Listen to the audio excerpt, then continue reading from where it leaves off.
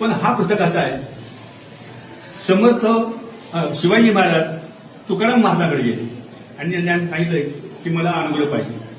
तुकाराम महाराज सांगितलं की तुला अनुग्रह मी देऊ शकत नाही, तुला अनुग्रह देणारा एक रामदास आहे, त्याचं नाव रामदास आहे, तोच तुला अनुग्रह देणार आहे, मी देणार नाही. तो कसा आहे, पण डोक्याला आवाळू आहे, धष्टपुष्ट आहे, 6.5 फूट उंचीचा आहे, असं वर्णन करून सांगितलं. थोडं म्हणजे वस्त्र अंगावर असतात. मग शिवाजी महाराज समर्थांना शोध घेत घेत घेत चाफळला. त्यांना कळलं की चाफळमध्ये समर्थ आहेत.